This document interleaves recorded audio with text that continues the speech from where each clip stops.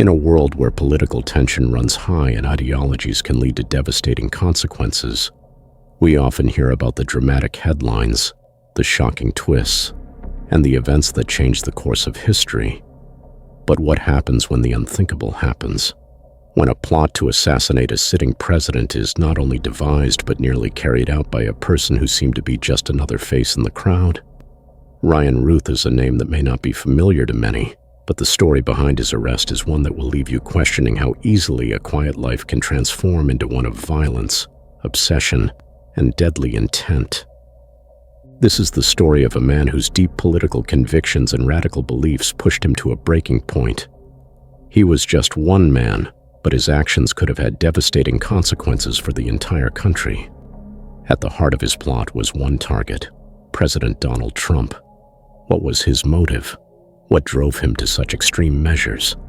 And how did law enforcement catch wind of such a dangerous scheme just in time to prevent it from turning into a tragedy? Ryan Routh's journey from an average citizen to a criminal mastermind who tried to carry out an assassination plot against the president is a tale of betrayal, paranoia, and chilling determination. Today, we will take you through this harrowing story piece by piece as we examine the mind of a man whose radicalization led him down a dark path that nearly resulted in a catastrophe for the United States. But before we get into the details of the plot itself, let's take a moment to understand who Ryan Routh was and what drove him to make such a life-altering decision. Ryan Routh seemed like an ordinary man, someone you could easily pass by in the street and never give a second glance. Born and raised in a small, quiet town in the Midwest, Routh's life was, by all accounts, unremarkable. He grew up in a modest home with loving parents and a supportive community. He wasn't part of the spotlight, nor did he seek it. He worked a regular job, attended local events, and lived a simple life. But beneath this calm exterior was a mind slowly being consumed by increasingly radical ideas. He wasn't born this way, of course.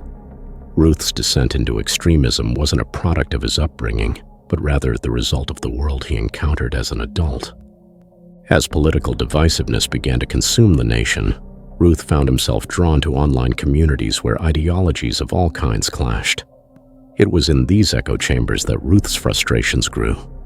The news, social media, and political discourse had become an overwhelming cacophony of arguments, protests, and divisions. And like many others, Routh began to question everything he had once accepted. But unlike most, he began to view the world in increasingly black and white terms, with no room for nuance or discussion. The turning point came when Donald Trump rose to power. Routh, like so many others, had strong feelings about the new president, but where many of his peers chose to voice their discontent through peaceful protests or voting, Routh felt a different kind of pull. He felt an intense need to act, to do something more than simply complain. He began to believe that Trump's policies, actions, and rhetoric were an existential threat to everything he valued. In his mind, Trump wasn't just a flawed leader. He was a symbol of a corrupt system that needed to be dismantled by any means necessary. It was here that Routh's political ideology transformed into something far more dangerous. He began to consume extremist literature, following social media accounts that preached violent resistance to the government. The ideas of revolution and rebellion began to take root in his mind, shaping his worldview and pushing him closer to the edge.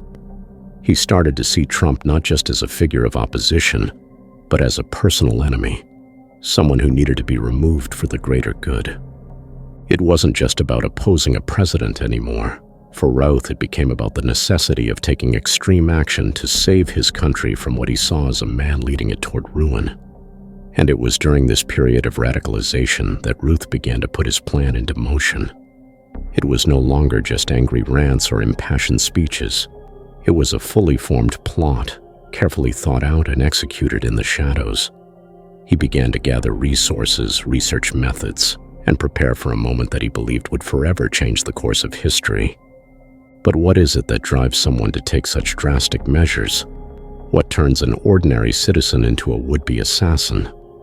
The truth is that Ryan Routh, like many others, was overwhelmed by a combination of factors that led him down this dark path. It wasn't just one thing that radicalized him, but a convergence of his personal frustrations, his growing distrust of authority, and the toxic influence of online communities that seemed to fuel his anger rather than challenge it. As the political climate became more polarized, Routh became more isolated. He stopped seeing himself as part of a collective society and began to view himself as an outsider, a lone warrior fighting for a cause he believed was righteous. This is the reality of modern radicalization, a slow burn of resentment, anger, and ideology that eventually leads to a breaking point. And for Ryan Routh, that breaking point came when he began to formulate a plan to assassinate President Trump. Routh spent months planning every detail of the attack. He wasn't just preparing for an act of violence, he was preparing for a moment that would change everything. He knew that in order to pull off something of this magnitude, he had to be meticulous. Every action had to be calculated, every move strategic. He scouted potential locations where he could get close to the president, studying Trump's schedule, understanding his patterns, and waiting for the right opportunity. Routh knew he couldn't do this alone. Like many radicalized individuals, he reached out to others who shared his beliefs, people who were equally disgruntled, equally angry, and equally willing to act on their frustrations. But his conspiracy wasn't as organized as he might have hoped. The people Routh reached out to weren't as committed as he was, and that proved to be his downfall. While Routh's intentions were deadly serious, the individuals he recruited weren't always as competent or reliable as he had hoped. As the plan started to take shape, cracks began to show. Still, Routh didn't let this stop him. With his weapons, his plans, and his intentions set, he believed he was ready. The only thing he hadn't accounted for was that someone, an anonymous tipster, would bring his plot to the attention of the authorities just in time. It was a move that would change everything. Without this intervention, Routh's plot might have succeeded. But thanks to a whistleblower, the authorities were able to intervene before it was too late.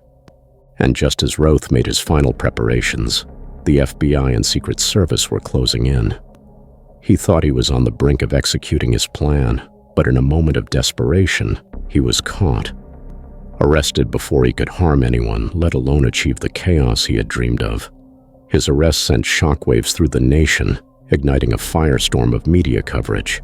But more importantly, it raised critical questions about the increasing prevalence of political violence and what can be done to prevent it.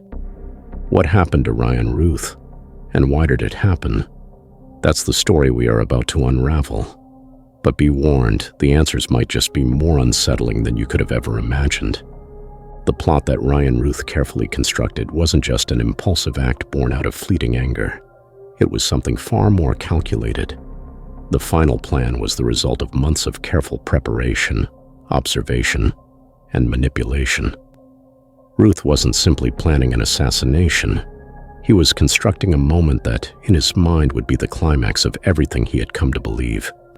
He had become obsessed with the idea of removing the president. But it wasn't enough for him to simply act alone. He needed the plot to be perfect. Timing was essential, and he knew that every small detail had to be meticulously arranged for the assassination to succeed. He began by researching President Donald Trump's every move. He studied public appearances, campaign rallies, and meetings. Routh didn't just want a close call. He wanted certainty. He knew that he couldn't miss this opportunity. It had to be the right time, the right place, and the right situation. So he tracked Trump's movements, learning about his daily routine, understanding his security measures, and identifying the vulnerabilities in his protection. Trump at the time was often in public view, attending rallies and speaking at various events across the country, making it seemingly easier for someone like Routh to slip through the cracks. But this wasn't just about access to Trump. Routh needed a team. He couldn't carry out such a complex operation on his own.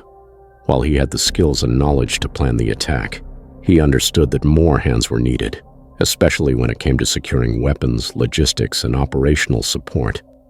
And so, like any person who becomes absorbed in an idea, Routh turned to the dark corners of the internet. There he found others who shared his radical beliefs and frustrations. These were individuals who had also become disillusioned with the current state of the country, who viewed Trump as a symbol of everything that was wrong.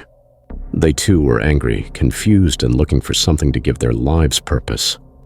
It wasn't long before Routh began to communicate with people from online extremist communities, discussing his ideas and sharing plans. He was careful, calculating, and secretive, using encrypted messaging apps and burner phones to ensure that no one could track his conversations. However, Routh's attempt to form an underground network of conspirators didn't go exactly as planned. As he reached out to potential allies, it became clear that not everyone was as committed as he was. Many of the people he tried to recruit were unreliable, disorganized, or simply hesitant. Routh became frustrated, realizing that not everyone was willing to take the same risks he was. Some were fearful of getting caught, while others seemed more interested in the talk of revolution than actually following through. Despite these setbacks, Routh's determination never wavered. He knew he had to move forward, even if that meant doing it alone. So he pressed on, gathering the necessary tools to carry out his plan. One of the key components of his preparation was acquiring firearms and other weapons that could be used in the attack. This was no small feat. Getting weapons, especially ones that could be used in an assassination attempt, involved navigating a dangerous network of underground arms dealers. Routh spent weeks attempting to secure these items, constantly moving through back channels, meeting with shady individuals, and negotiating prices. At one point, he even considered purchasing explosives. It wasn't just a simple gunshot he was planning. He envisioned a more dramatic, impactful act, one that would send a shockwave across the nation. But with each step he took, Routh grew more paranoid.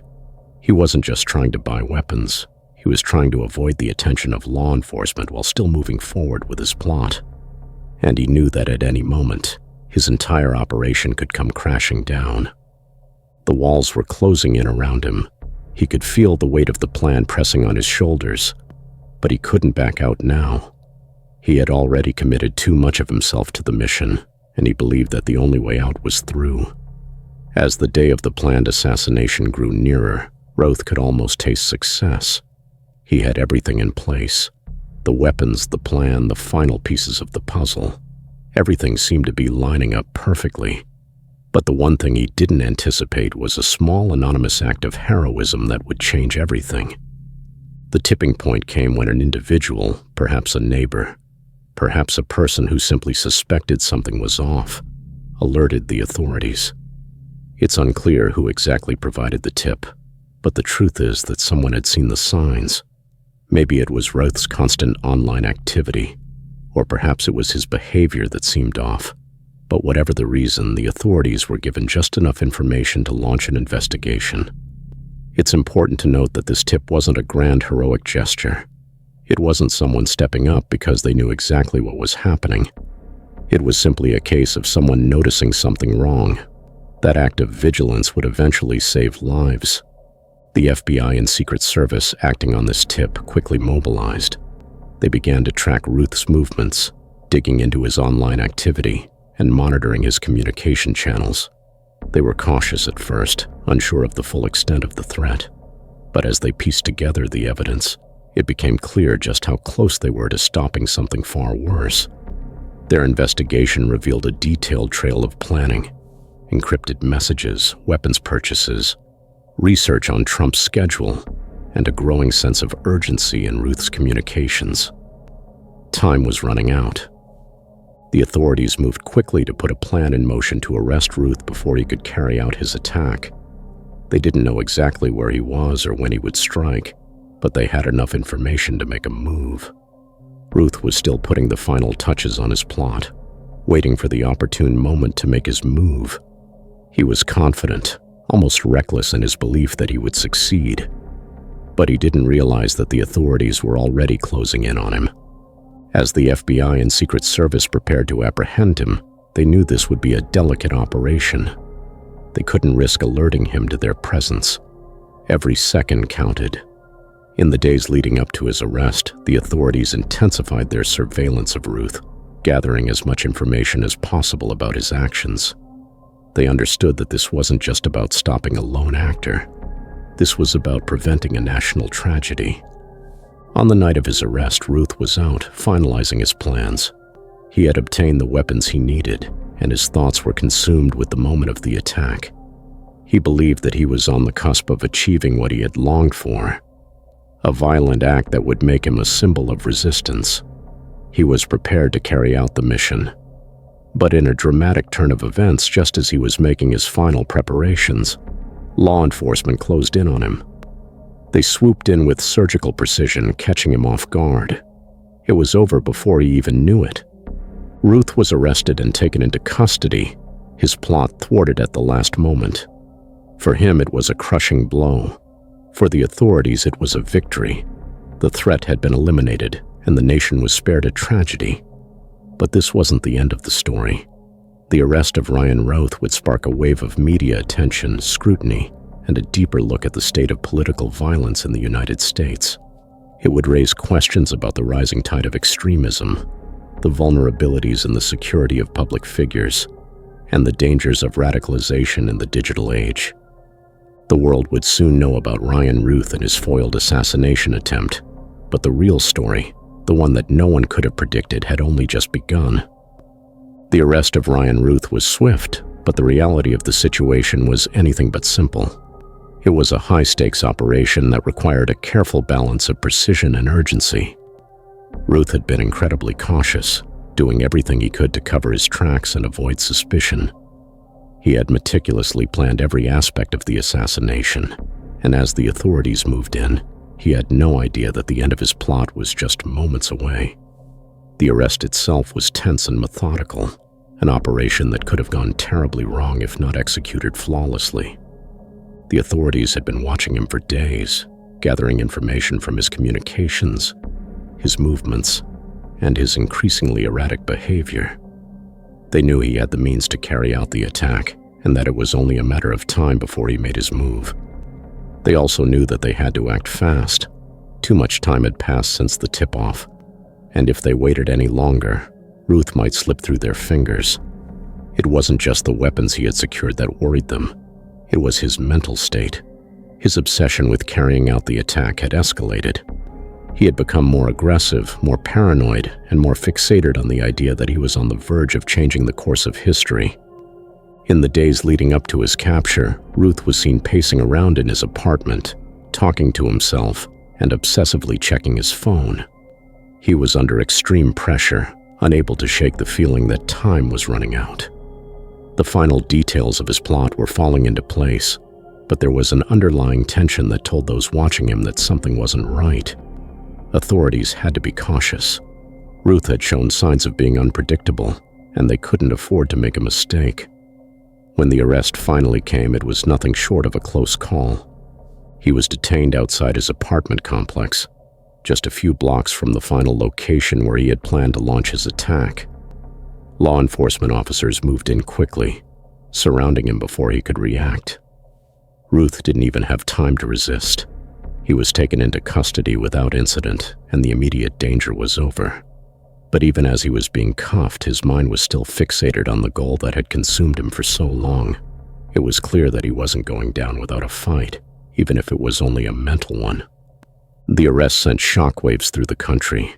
The media, ever hungry for a story, picked up the details almost instantly. News outlets scrambled to cover the breaking story, each one adding new layers to the unfolding narrative.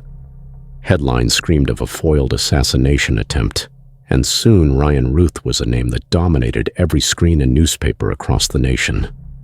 In those first few hours, the full scope of the plot began to unfold, and the public's reaction was swift. Shock, disbelief, and fear gripped the nation as details of Routh's planning emerged. How had someone with no history of violence been able to form such a deadly plot? What were the forces at play that had pushed Routh to the brink? The media frenzy was intense. Newsrooms around the world were alive with analysis and speculation. Journalists began digging into Routh's background, pulling apart his life in search of clues that could explain why he had chosen this path. Interviews with neighbors, friends, and colleagues were conducted, each providing their perspective on the man who had gone from a quiet worker to a potential presidential assassin. Routh's family was thrust into the spotlight as reporters descended on their doorstep, asking questions they had never thought to answer. Was there a warning sign? Had they seen any clues that might have predicted his radicalization? As details of Routh's arrest circulated, the questions only multiplied. How did someone who appeared so normal become so dangerous? What had gone wrong in his life that led him to this? The media's interest wasn't just about the plot itself. It was about understanding the motivations behind it. People wanted to know what kind of person could be capable of such an extreme act. Analysts began discussing the rise of political violence and extremism, drawing connections between Routh's actions and broader societal issues. Some saw his plot as a symptom of the increasing polarization of American politics. Others viewed it as an isolated incident, an example of an individual who had fallen through the cracks. But what was clear to everyone was that this event marked a disturbing escalation in the threats facing the nation. As the media circus raged on, the investigation into Routh's actions began in earnest. Law enforcement had no choice but to dive deep into his life, examining every aspect of his past and every detail of his plans. The FBI sifted through Routh's online activity, which revealed a disturbing trail of radical content and violent rhetoric. They combed through his messages, his posts, and the forums he frequented, where he had expressed his deep dissatisfaction with the government and his desire to take violent action. The more they uncovered, the clearer it became that Routh had been feeding off the toxic environment of online extremism. His growing obsession with Trump, along with his increasingly militant views, had been nurtured by the dark corners of the internet where such ideologies thrived. But the investigation didn't just focus on Routh's online presence. The authorities had to examine every detail of the conspiracy. They interviewed the individuals who had been in contact with him, trying to determine the extent of his network. Who else had known about the plot? Had anyone else been involved in helping him plan the attack? While Routh had attempted to keep his operation tightly controlled, investigators soon discovered that his attempts to recruit others had revealed some critical weaknesses in his network. Some of the people he had reached out to were scared off by the severity of the plan and had backed out, while others seemed hesitant to take any action at all. The authorities believed that had Routh been able to recruit a more competent group, the outcome could have been far worse. Still, Routh was far from cooperative during the investigation. He remained defiant, refusing to fully open up about his motivations and intentions. It became clear that he was determined to maintain control of the narrative, even in the face of mounting evidence against him. His arrest might have disrupted the plot, but it hadn't shattered his belief in what he had been trying to do. As investigators pieced together the full scope of the operation, it became clear that the plot had been far more dangerous than anyone had initially suspected. Routh's trial was a spectacle in itself, drawing significant attention from the public and media alike. The case became a national talking point, a symbol of the deep divisions and political unrest that were sweeping the country. His motivations were dissected, his background scrutinized, and his actions examined through the lens of both psychology and political theory. Experts weighed in, discussing the factors that might have driven Routh to such an extreme course of action. The trial wasn't just about Routh. It was about the larger issue of political violence and what could be done to prevent future attacks. As the courtroom drama unfolded, the question of how someone like Routh could have been radicalized became a focal point of national conversation. And yet, even with all the analysis and debate, the impact of his actions would reverberate far beyond the courtroom. Routh's plot had exposed a frightening vulnerability in the system, the reality that a determined individual, consumed by radical ideologies, could easily slip through the cracks and come dangerously close to changing the course of history. The nation had come close to disaster, and the ramifications of that close call were still unfolding. But one thing was certain. Ryan Routh's arrest marked a pivotal moment in the ongoing conversation about political violence, extremism, and the role that the internet and radical ideologies play in shaping the actions of individuals. The arrest was just the beginning of a much larger story, one that would continue to unfold for years to come. As Ryan Routh's arrest became a central topic of conversation across news outlets, it wasn't just the shocking nature of the crime that captured the public's attention. It was the implications of his actions and the underlying questions that began to emerge. People were left grappling with a multitude of issues, from the rise of political violence and radicalization to the apparent ease with which an individual could carry out such a plot. But it wasn't just a theoretical debate. The very real consequences of Routh's actions brought a sense of urgency to the conversation. His foiled assassination attempt against President Donald Trump exposed a terrifying vulnerability in the political system. It became clear that no matter how strong the security, no matter how much the authorities prepared, there were still threats lurking in the shadows. Threats from individuals who felt disconnected, alienated, and desperate to make a violent statement. One of the most disturbing aspects of the case was how Routh's radicalization happened.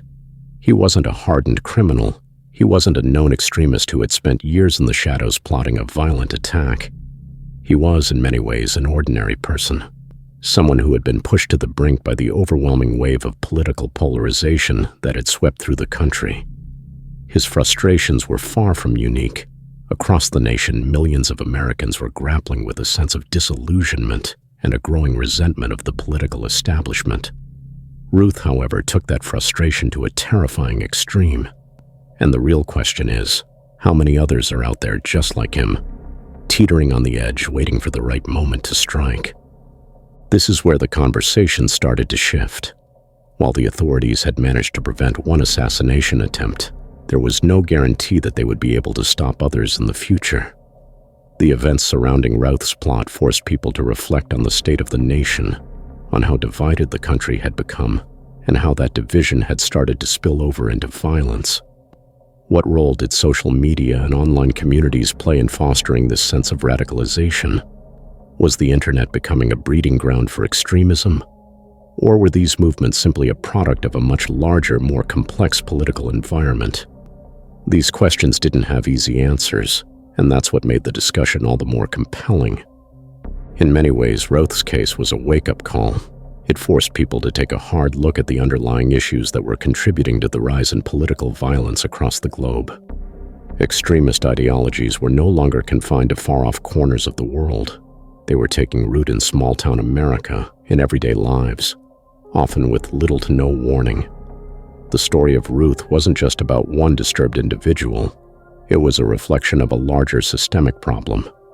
It was about the dangerous consequences of unchecked anger, the radicalization of vulnerable individuals, and the deepening ideological divide that was threatening to tear society apart. But what does this all mean for the future? How do we stop people like Routh from taking violent action? Is there something more that could have been done to intervene before his plot reached its devastating climax?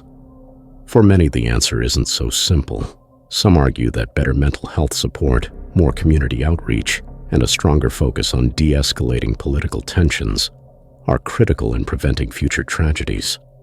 Others believe that law enforcement agencies need to be more vigilant in identifying and addressing potential threats before they escalate. But there are also voices that believe the problem goes deeper, that the political polarization in the United States is a ticking time bomb, and it will take more than just security measures to address the root causes of violence. One thing that became clear after the news of Routh's plot spread was how polarized public opinion had become on the issue of political violence. Some people viewed Routh as a misguided individual who had been consumed by dangerous ideas and needed to be held accountable for his actions. Others saw him as a product of the divisive political environment, a victim of a system that had pushed him to the margins. For some, it was hard to separate the two ideas. Was he simply a lone wolf, or was he a reflection of a larger societal issue? This tension in public perception created a complex narrative that sparked heated debates in households, online forums, and around dinner tables. But what about the people closest to Routh? What did they see? Were there signs of radicalization that went unnoticed? Or was this a person who had successfully hidden his descent into extremism? Investigators began to ask those questions, and in doing so, they uncovered a difficult reality. Those who are radicalized often don't come with warning signs that are easy to recognize. The idea of a lone wolf, someone who acts in isolation, became a central theme in the discussion. Routh had seemingly lived a normal life, blending in with society, until the moment his obsession with violence and his disdain for the political establishment consumed him. And that's the scariest part of all. There's no way to know who will be next. There's no way to predict when the next Routh will strike. The public's reaction to Routh's plot was also shaped by the broader context of political violence around the world. People were beginning to see more and more examples of radicalized individuals using violence to make a political statement. From mass shootings to terrorist attacks, the lines between politics and violence were becoming increasingly blurred. Routh's plot, though unsuccessful, was just another chapter in a growing global phenomenon. For many, it was a chilling reminder that no one was safe. Politicians, public figures, and citizens alike were all vulnerable to the anger and frustration that was simmering just beneath the surface. And so the conversation around Routh's case shifted from one of shock and disbelief to one of deeper reflection. What does it mean when a country becomes so divided that violence feels like the only answer?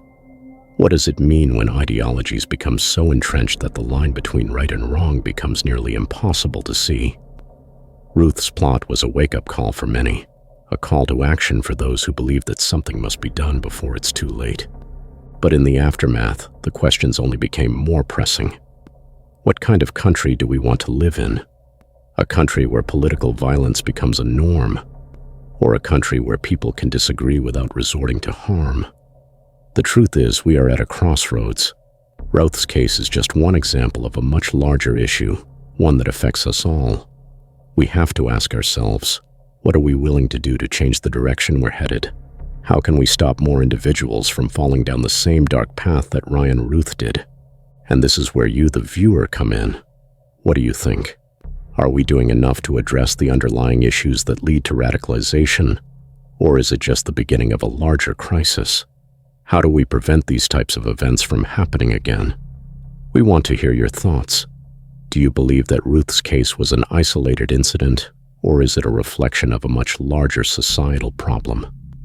Leave your comments below and let's continue the conversation. The fate of the nation is in all of our hands, and understanding the complexities of situations like this is the first step toward finding a solution.